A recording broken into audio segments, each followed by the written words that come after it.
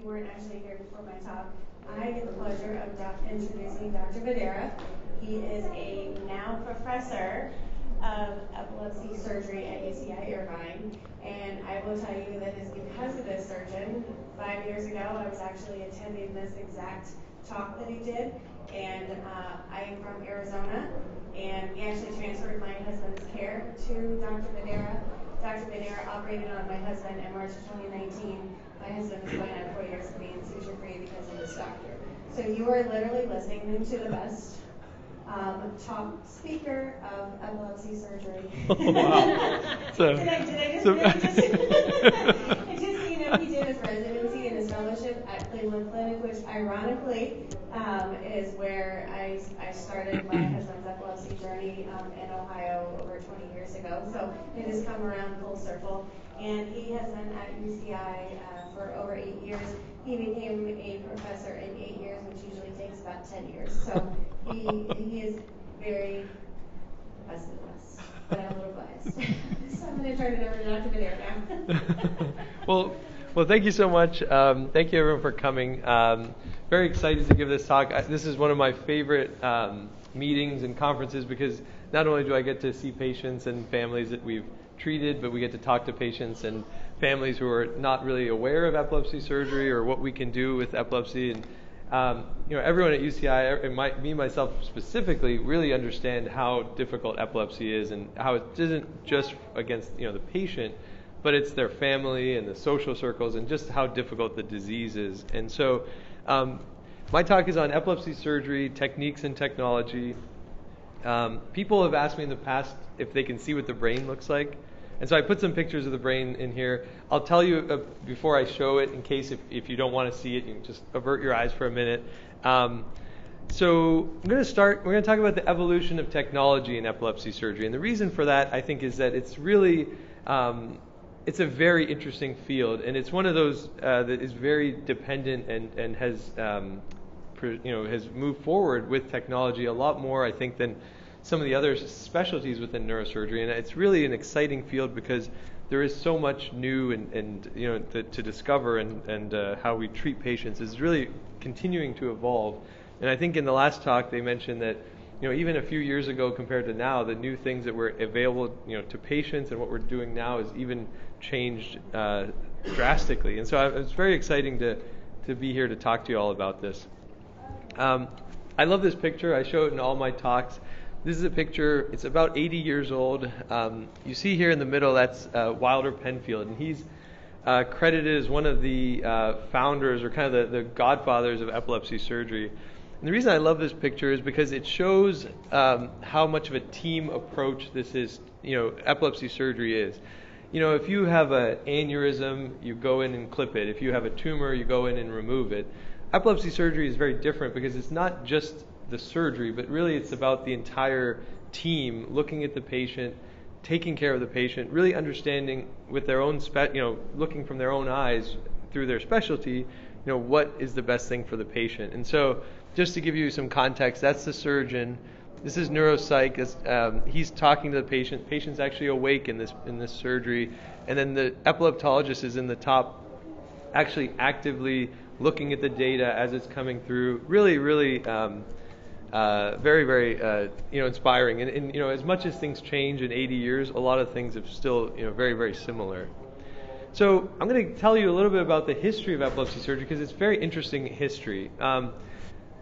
Patients would come in and they'd have a tumor or they'd have a stroke or trauma and they would have epilepsy. And the prevailing thought was that if you could remove that area, then their epilepsy should go away. But what's interesting is that they would, the patient would come in with a tumor, they would remove the tumor, and those patients often would continue to have seizures. And so it wasn't until the work of Penfield, who I just showed you, and Jasper, who did some very interesting work. And basically what they did is they would do surgeries on patients, again, awake, and they would stimulate the tumor or whatever the lesion was, and the patient would be awake and would be talking.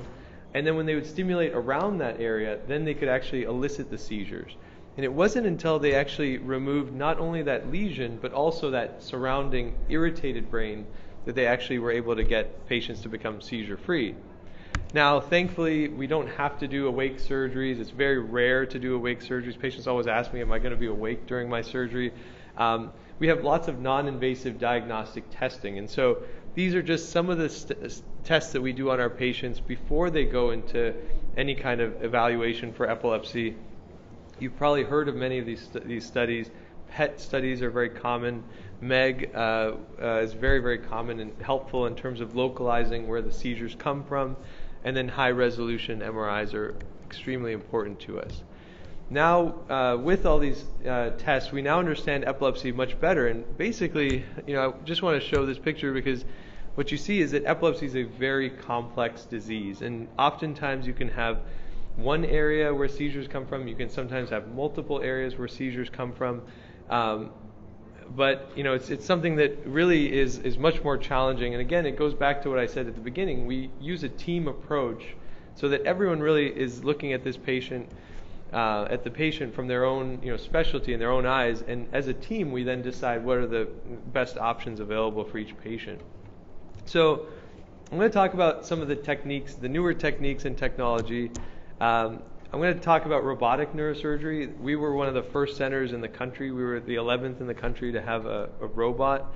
And the robot's been very helpful to us with a lot of our surgeries. I joke that it's kind of a dumb robot. In the end, we are still doing all the surgery, but it helps us be very accurate and precise as we do that surgery. So going back to Penfield, who I showed you at the beginning, back 80 years ago, this was the technology that we had back then that he had developed. And these are called the Penfield tools. Every neurosurgeon knows these tools and they use them every day. And they're very effective, they're easy to use, they're safe, durable, time-saving. I mean, 80 years later, we're still using these same techniques and technology. And what I would argue is that whatever neurosurgical technology we have has to have those same kind of things. So they have to be effective, easy to use, safe, durable, and time-saving. At UCI, because we've had this robot for quite a while, we've been able to do a lot of really interesting things, and I'll talk a little bit about that coming up. In terms of the future of technology in epilepsy surgery, I think there's some really exciting things coming to us, and I'm not going to spend too much time on it, other than to say that more smarter systems, telesurgical robots, for instance, those are coming, similar to what you probably have heard of as the Da Vinci and other types of robots. That's going to be something I think will be very helpful and useful to us in the future. The ROSA is the robot that we use at UCI, and that's really been helpful again to us to really be accurate and precise in terms of how we implant our electrodes. And then there's now newer handheld, shared controlled systems where really it helps the surgeon, be completely, steady and no matter how long the surgery takes or whatever, all things that kind of help us with our surgical approach. As I mentioned, we've been very, we've done a lot of robotic surgery. We've published quite a bit on it just in terms of our own experience. We've had a lot of really good results with that. And so I think the robot is one of those things that I really think is important and will continue to help us in the future in terms of technology. So now I'll tell you a little bit about the classes of epilepsy surgery. So when patients come to me, I always tell them there's two types of broad categories of epilepsy surgery. We have diagnostic procedures, and then we have these therapeutic surgeries. Now, with regards to the diagnostic procedures, oftentimes I mentioned earlier on that we do a lot of non-invasive testing. If we do, multiple tests and they show us, seizures are coming potentially from different parts of the brain, if we don't have a single idea as to where the seizures are coming from, oftentimes we'll go on to do these diagnostic tests. And so I'm going to show you some pictures here. These are actual surgical pictures. They're going to show a few pictures of the actual brain. So just so you know, this is someone had mentioned earlier subdural grids. This is what that looks like. SEEG is much more commonly performed now. We do a lot of those in our surgery at UCI. I'm going to now show some pictures just so you know. This is what the actual procedure looks like. This is SEEG, and one of the really nice things, and one of the reasons we've really gravitated more towards this, is that it's very minimally invasive. When you do these surgeries, the patients wake up, they don't really look like they've had a major surgery, they don't feel like it. they may have some, mild headache or moderate headache, but that usually gets better within a day or so. When we do these surgeries, as we mentioned earlier, we have an epilepsy conference where we discuss the patient, our patients, and look at, where we think the seizures are coming from. And then based on that, we'll create a map. And that map is essentially where we'll then go ahead and implant all those electrodes. Now I'm going to show you an actual process, how the actual electrode implantation looks. So again, going back to that robot, this is how our preoperative imaging looks like. So we get very high resolution imaging. We give contrast so we can actually see every vessel in the brain. And this is very important because as we're implanting these electrodes, we're making these pinhole openings to get into those deeper structures. And so one of the things I tell patients is that, if you imagine these are your blood vessels, we're able to make tracks that can very safely and easily avoid, some of those major blood vessels. This is what a plan looks like. You can see these lines. That's where we're going to actually implant those electrodes. Then what we do is after we've gotten that MRI, we register the patient to the MRI and to the robot, and that allows us then basically creates a 3D GPS for us, and that helps us implant these electrodes. So this is the next step. This is actually us implanting the electrodes. You can see here, this is how the robot helps us. Again, we're doing the entire procedure. The robot is just giving us that help with that trajectory and the implantation. So this is the actual implantation process. This is how we actually implant the stylet and then the electrode.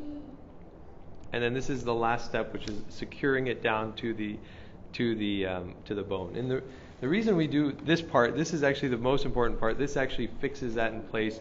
If the patient has a major seizure, tries to pull out the electrodes or tear the electrodes, these are fixed in place, and we've been successful in avoiding a lot of bad things that can happen because of that. As I mentioned before, SEEG has a lot of advantages over the next surgery I'm going to show, which is a grid surgery. The big one being that it's less invasive, and so making these pinhole openings, implanting these electrodes in the deep parts of the brain really gives us a significant amount of information.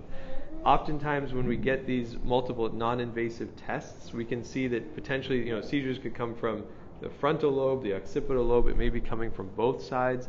So by implanting these electrodes, we can actually very safely, very minimally invasively study a large area of the brain.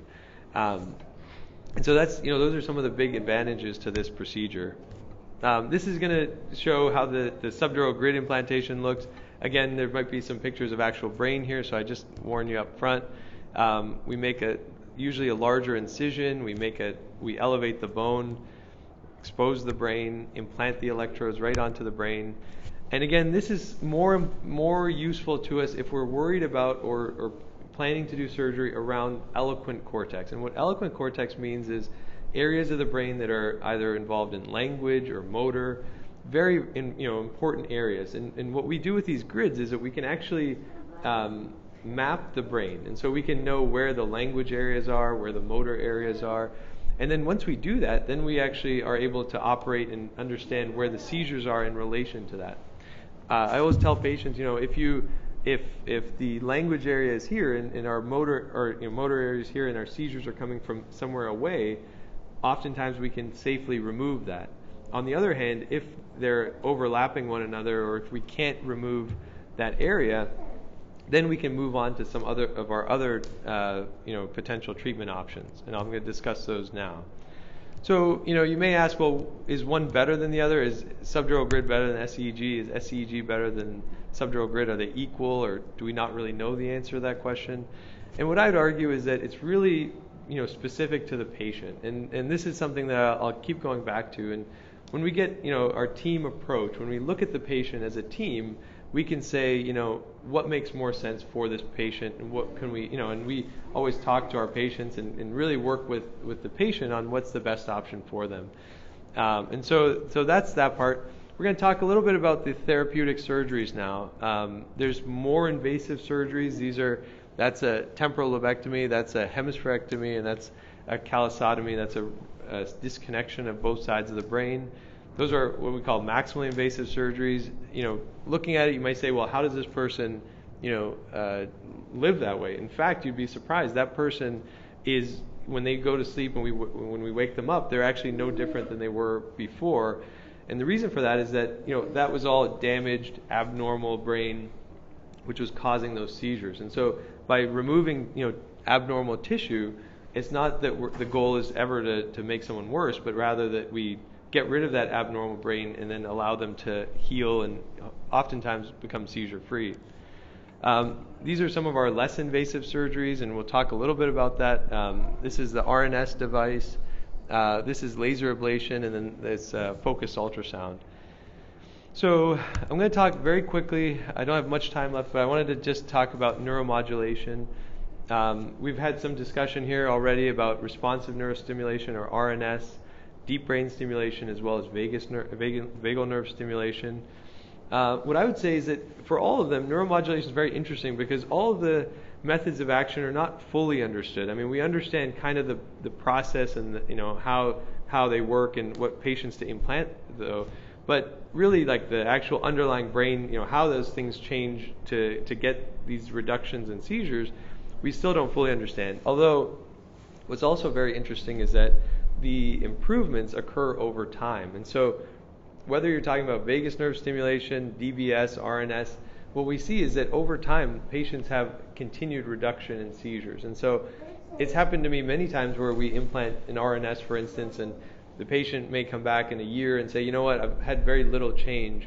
And then they come back another year and they say, they made an adjustment to the device and now I'm having, more than 50% reduction in seizures, or now I've had a much better. So, oftentimes it's not an immediate effect, but over time we do see that those patients continue to get improvement over time. And it's really one of the things that I find very interesting, and it's one of my research interests, is that how does that, exactly work? We'll talk a little bit about RNS now, and this is, how the device looks. There's a battery which is actually implanted. We make a small window in the bone, remove the battery, implant that battery remove the bone and implant the battery into that space, and then we have electrodes which we implant right directly on the brain.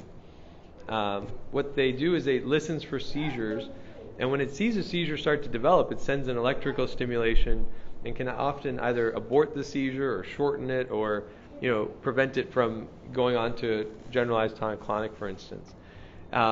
This is one of the papers we wrote. This was actually a diagram we created looking at our experience with the robot and RNS together. Really an interesting combination there.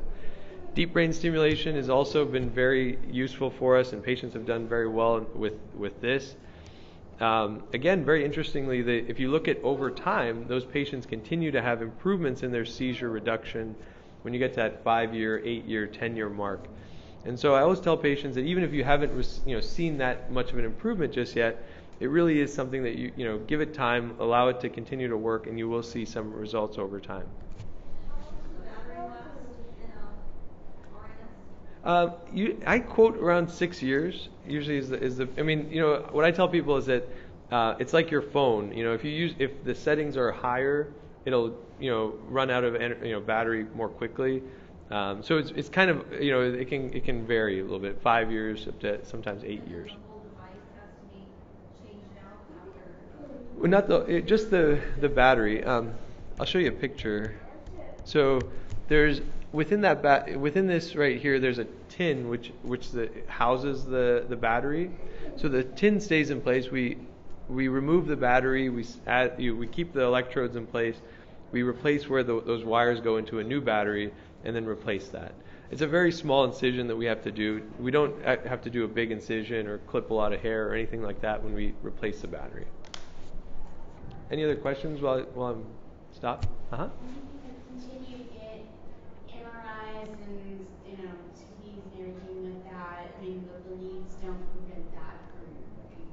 Yeah, absolutely. The newest generation of RNS was able to get MRIs. So all our patients now get MRI. You can get MRIs with that. We talked a little bit about deep brain stimulation. You can see again, in general, with all the neuromodulation, we're looking at how many patients get below 50% or a 50% reduction in their seizures. Oftentimes, that's our goal. I've had some patients with RNS who've actually become seizure free. Again, not the goal. Always, I mean, it's great when that happens, but it's not, really what we're going for. If you get 50% reduction, that's really an excellent outcome in our opinion, because a lot of those patients are non-resectable, non-operative in terms of, again, like if you go back to what I was saying before, if this is your language area and your seizures start around that area, I mean, we can remove that, but of course that'll affect language, and we don't obviously want to make people worse. On the other hand, even as back before 2012, before RNS was FDA approved, a patient who had something like this, we would tell them that unfortunately we don't have a lot of options for you. And so with the RNS, we've been able to actually have a lot better, coverage on those patients and a lot improvement. Vagus nerve stimulation is another option. I think that was also mentioned in the last discussion. That has been also very good in terms of patients who have generalized epilepsy that we can't localize, patients who we don't have a good source within the brain to treat. A lot of times we can offer vagus nerve stimulation. I think that's also been very good in a select population as well. We'll talk about laser ablation a little bit. Laser ablation has also been really helpful in a certain population of patients. Myself, I found it to be very useful in patients where they have deep-seated lesions, difficult to surgically approach lesions. I'll show you some pictures of what we do. And so, again, very it's minimally invasive. We make a pinhole opening. We can place the laser fiber deep within the brain, and then it allows us to do these deeper ablations without actually damaging any of that surrounding brain. So I'll show you some pictures in a minute. This is mesial temporal sclerosis, and so patients, what I always tell people is if you imagine like this is your temporal lobe, the deepest structure there is your hippocampus, and so we can either go in and resect that entire area to get to the hippocampus. We can do other types of treatments. But with the laser, you can actually ablate the hippocampus without actually, injuring any of that surrounding tissue, which is a very nice and very helpful, approach for us. Perinodular heterotopias, those are very rare, but in patients who have those, again, you can see how deep that is. If we were to go down and do open resection to get to those areas, it's a much more of a, open approach. We're retracting tissue, we're moving tissue. And so, by using the laser, it's actually much better. It allows us to not really damage or irritate any of that surrounding tissue. And then finally, hypothalamic heterotopias. Those are, I think, the best, in my opinion, use of the laser ablation. Those are very difficult to treat. It's a very deep reach. What you can see is that you have to really get down very deep within the brain, and it's a very eloquent area around that. And so I think this has been something really important for patients who've had that. And with that, I'm going to say thank you. And do you have any questions or anything I can answer for you? You still have 30 minutes. Oh, I still have 30 minutes. Oh wow. Okay. Oh wow. Okay, great. I didn't realize. All right. Well, hopefully we have some questions. Laser ablation, newer surgery. Yeah.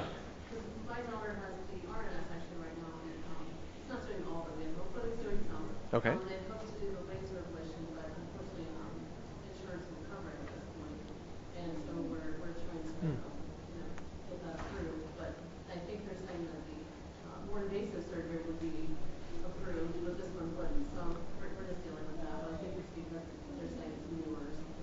I mean, it's newer. It's very well accepted within the epilepsy surgery community, and I mean, it's there's good literature on it. I mean, it's for, like I mentioned, certain pathologies, it's a very good option.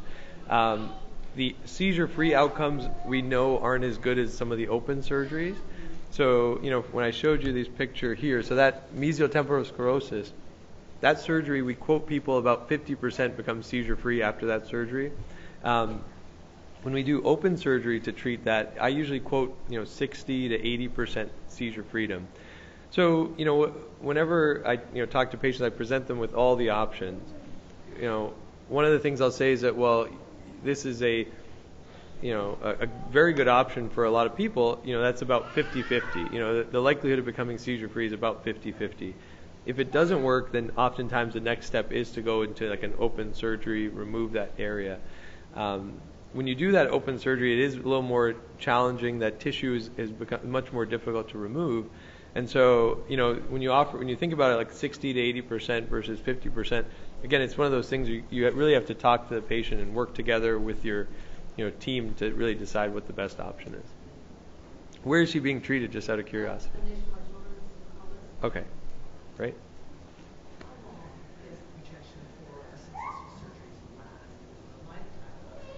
It's a great question. So the question was, what's the projection for successful epilepsy-free, freedom in patients? So the answer to that question is it depends.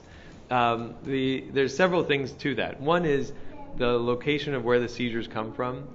Another thing is, what I always tell people. So when you take medication for epilepsy, what we don't know at the time when you're taking medication is, do you have one area in your brain that has seizures? Or potentially you could have, let's say, 5. You take the medication, and let's say 4 of those areas are treated with medication alone. The one area that is not treated with medication, if you do surgery and treat that, you can now become seizure-free. With that being said, over time, those other areas are potentially there, and they could eventually come up, and that could happen at any point down the line. If it happens, medication may not be able to treat it anymore, and then sometimes people require surgery at that time.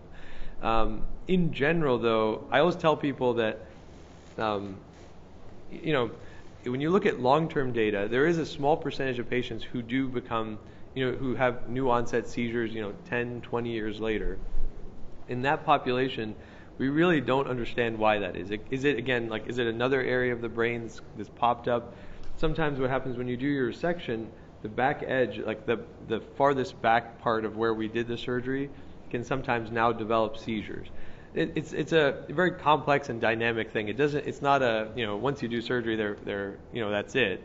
Oftentimes that is the case, but again, because of the nature of epilepsy and also the nature of people who have epilepsy, for some reason their brains maybe have developed differently, and so they're maybe more likely to have other parts of their brain that could develop seizures or could have seizures.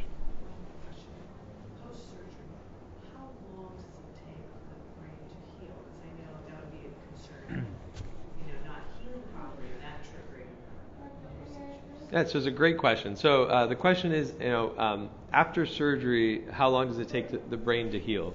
And what I tell people about that is that we know that if you have surgery, up to, within a week, up to about a month, if you have a seizure after surgery, it has no bearing on long-term seizure freedom. And what that means is that, your brain is irritated by the seizures you have. When we go in and do surgery, that irritates the brain as well. If you have the same type of seizure after surgery that you did before surgery, within that 1 week to 1 month range, that's not always a great indication of long-term, but it's not ideal. If you have a different kind of seizure after surgery than what you had before, I usually tell people that's very good. And in fact, that goes back to what I was saying, which is that that area that was causing those seizures that were not treated by medication, we've gotten rid of that because now something else is irritated and potentially having those seizures. So that's the answer to the healing, the brain healing. The brain, scar tissue, those types of things, they develop very quickly. And when you get an MRI, 3 months or 6 months after surgery, that's usually very stable. So I don't think healing is a long-term process. It's something that once you've, healed from the surgery, your incisions are healed, you're kind of back to normal. That's usually what I would consider as healed from surgery. Did that answer your question, or? Okay. Katie? So if you're in an EMU and you find that you have 4 or 5 different areas that you can identify that you're having seizures, at that point you're not just, are you trying to say, okay, I can't resect this part, I could do an RNS, and you only opt for just an RNS for all those areas, or do you try to resect what you can and then opt for an RNS for the areas or those other areas to help with those? Yeah, so it's another great question. The question is, if you have multiple areas in your brain that potentially have seizures, how do we decide what the treatment is, and are we resecting those areas? Are we treating it with RNS? Is there some sort of combination of those? And I'll tell you that we've done multiple different variations on that. And really, what it comes back down to is looking at the patient, having a very open discussion with the patient as to what the best options are. We used to be very big on, at UCI we would do RNS, we'd place them bilaterally and both sides of the temporal lobe. Let's say, for instance, you have temporal lobe epilepsy on both sides and they're independent from one another. So we used to place these electrodes on both sides and see how those patients would do, and we found that the outcomes from those weren't as good as what we were hoping for. Then what we started to do was we'd say, well, why don't we do this temporal lobectomy on one side? That would be the side that had more seizures when we implanted them. Do that because we know that's a definitive surgery. The seizure-free rates for that treatment are 60 to 80%. And then place an RNS on the other side. You can't remove both temporal lobes, and obviously, but what we found is that combination of treatment has worked really well for our patients. And so, as an example, if you have independent bilateral epilepsy, that's a really great option. We've had other patients where they've had epilepsy that is, potentially partially in an area that we can remove, but then in another area which we can't remove. So, for instance, you can have epilepsy that's partially on the left frontal lobe that's resectable, but then there's also areas that are in motor or language. Obviously, we can't remove those. In those patients, we've done resections plus RNS, and again, those patients do really, really well. So basically, what happens is that every patient, we really look at how to tailor the approach to each patient. And so the answer to a lot of these questions really depends back on what we found in our SEEG, what we found on our phase 2s, and then what's the best thing for the patient after having a open discussion with the patient. So I don't know if that answers your question or. Oh, great. Any other questions? The SEEG is the skewer. Yeah. Yeah. I mean, More or less. so the question, yeah.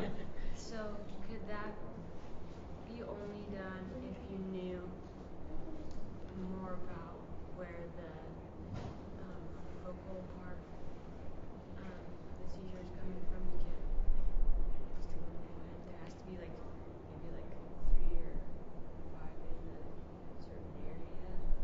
So the question is how do we decide where to put the SEEG electrodes? Yeah, Is that?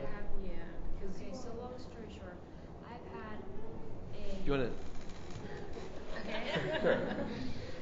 Long story short, I had my EEG show up of epileptiform activity on my left temporal lobe, and I've gotten this SPECT scan highlight on the right, and that for me was okay. Door shut on surgery for you. I guess would they? Have you had SEEG or have you had any intracranial? No. Yeah. Okay. So the question is more specifically, if you had scalp EEG, for instance, and you had all right-sided seizures, for instance, and then on another study you had left-sided findings. Is that the question? So that's actually pretty much like the perfect use of one of these studies we talked about, like SEEG. And the reason is that when you have non-invasive tests which point to different parts of the brain, what that tells us is that we don't have a good hypothesis. So everything we do in epilepsy surgery is based on the hypothesis. And so if we did, let's say we do 3 or 4 of those studies we showed, and everything points to the right temporal lobe. If we see that, then oftentimes we can go straight to a treatment surgery, temporal lobectomy, something that actually treats that area. For someone like yourself, if you have, potentially seizures looking, on EEG that come from one side, and you have another study that shows a different area, that doesn't mean that you're not a surgical candidate. All that tells us is that we have to do more diagnostic studies to really understand where the seizures are coming from. Sometimes we don't even have to go to SEEG. We can do a MEG or some of these other tests then really get an idea as to where the seizures come from, and then talk about different options. Equally so, it could be that you have independent seizures like we mentioned, and then in that case, there are options available for that as well. Does that answer your question? Okay, great. Yeah, but I guess the point of all that is to say that you shouldn't give up, and there are centers that at UCI, one of the things that our entire team really prides ourselves on is that we don't give up on our patients. So people who have had surgery at other centers, people who have failed surgery, like even saying failed surgery, I hate to hear that because we are here to really try and keep working at it, trying to make you seizure free, trying to help you. If we can't make you seizure free, at least we can get you to like a seizure, reduce the seizures, get them better under control. Really, that's what all our goals are. And I tell patients, you and I are in the same boat together. If you improve, that's a win for me. That's a win for you. I mean, that's our only goal. And so, I think I wouldn't give up. And I hate, you should always have hope. And I always like to give patients hope because there always is something new and other options available. Sure. Uh-huh. Is there a difference between, we don't know this for sure, but it's our assumption that Natalie had head trauma when she was in high school, and she's had the scans and that there's no scarring that showed up, but just based on the timing of when when she was diagnosed and when she first had symptoms, kind of lined up. And so, is there a difference in treatment? Is there a way for you to determine if it's head trauma or not, if it's genetic or whatnot? Yeah. Does it even matter? Yeah, so it's another really great question today. The question is, if you had a history of head trauma, is that, is the treatment for that different than if it was other types of epilepsy, genetic epilepsy, other things? So to answer that question, I'd say a couple of things. One is that genetic epilepsies are a whole different category, and we would do, testing for that and make sure that is or is not that, what we're looking for. But it's very interesting. Epilepsy is such a difficult to understand and treat disease. You could have two people who have the exact same trauma, and one person may develop epilepsy, one person may not. You can have two people with the same brain tumor or the same, anything, really. And again, it goes back to our original thing. Sometimes people who have just their brains are built differently. And oftentimes people say, is this genetic? Did I get it from my parents? Do I give it to my kids? And unfortunately, it's a lot of times not, and a lot of times it's just kind of bad luck. And I always think of it like, it doesn't, necessarily mean anything, but really the important part is like, can we treat this? How do we treat it? Where do we go from here? And I always like to take that mindset. I think that, a lot of these patients, a lot of patients we see have been, given up on by other people. And I think that's really unfortunate because there are a lot of patients that we have that we actually can treat and we have treated. And I think that's really kind of the important takeaway from this talk and in general. What percentage of patients that come in for the surgery are able to at least reduce, if not eliminate, their medication? All right, so the question is about reduction of medication or elimination of medication. And so a couple of things. I start always by saying that I stay out of the medication. Driving and medication, that's the epileptologist, not myself. But with that being said, what I tell people is that, I think of medication, if you become seizure-free after surgery, but, you stay on a medication, let's say you get weaned off and you're on a very low dose of medication. I think of that more like as an insurance policy. Yeah, I mean, it's not necessarily a failure of surgery. In fact, as I mentioned, 10 years, 20 years later, people sometimes develop new onset seizures, and we don't know, like, if you had continued medication, would that have still happened or not? And so, to me, I think I understand, all the downsides to medication, but at the same time, a low dose of one medication, is a kind of insurance policy, I don't think is necessarily the worst thing. Uh-huh. Speaking of medication, do you know how long of a range you would see a difference from going from one medication to another? Just in general, you mean? Well, I think it's a great question. It's probably better suited for an epileptologist. With that being said, it's hard because, it depends on the medication, depends on the kind of seizures, the epilepsy. It depends on, sometimes people have a honeymoon period with these medications. What I would say is that if you fail 2 to 3 medications, the likelihood of a medication making you seizure free is almost zero. And so, at that point, that's when, it's good to be seen at a level 4 epilepsy center. To be, a lot of times, when you talk to our epileptologists, what they say is that, people have failed 3 or 4 medications in the community. They come to see us and they may not have been on the right medication. They can get on one medication and they do become seizure free. And so even then, it's not really, nothing is fixed in stone. Sure. Is there any advice that you can give for like significant others, siblings, family members when new medications are being explored? With regards to Like side effects. Well, so the side effect profile of these medications, you can talk for hours about all the different medications. Keppra, they call it Keprage. People have Topamax, they call it Dopamax. So there are all sorts of medication problems that you can have. I again probably not the best person to ask about that, but certainly if you're not being seen by an epileptologist at a level 4 center, that's a great question to ask them. So for RNS implants, I have seen a couple of different hospitals that do the same implant 2 different ways when they're putting the lead on the hippocampus. Mm-hmm. Yeah. UCLA is pretty well known for putting it perpendicular to the hippocampus. Yeah. Whereas some others are putting it parallel. Yeah. So we actually. And why? What's the difference? So we've actually iterated through several different ways. So we actually started by doing. We actually started by doing both orthogonal. So orthogonal means like kind of as you mentioned, like the UCLA method. What we found was that if you think about how the hippocampus looks, again, if go back to my example, so it's a kind of oblong structure. By putting 2 electrodes in with 4 contacts in a very small area, we found that wasn't necessarily the best option for a lot of our patients. Then we went to one or 2 in this kind of transoccipital hippocampal approach. And we thought that worked well. And then what we've kind of settled on, and what we've actually written about as well, is we have a kind of hybrid approach. So one electrode we place, along the hippocampus, and then we put one in the amygdala or head of the hippocampus orthogonally.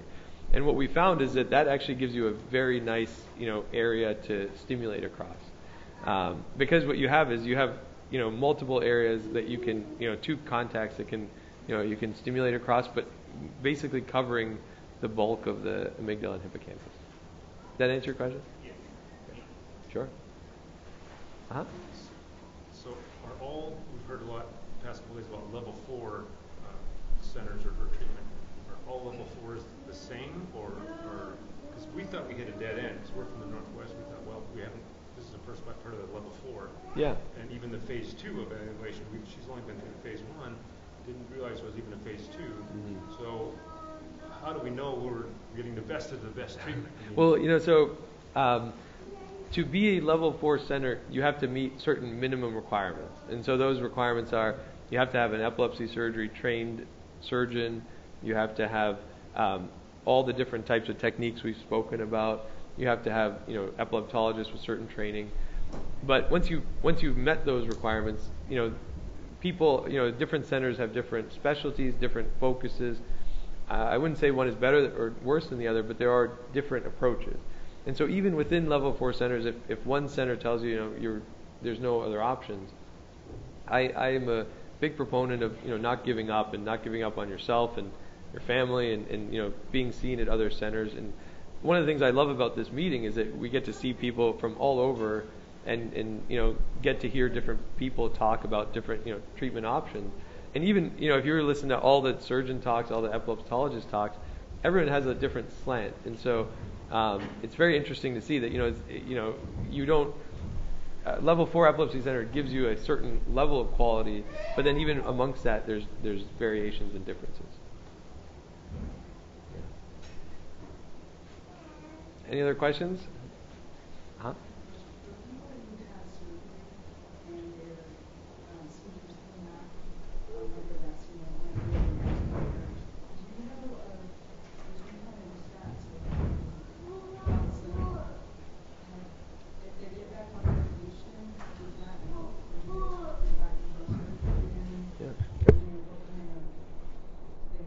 So the question is, if you had surgery, you became seizure-free for some period of time, and then you started having seizures again, are they the same kind of seizures you had before or different? They're the same, but they're different. It's hard to explain. So it goes back to what I was saying before. There are people who are prone to have seizures.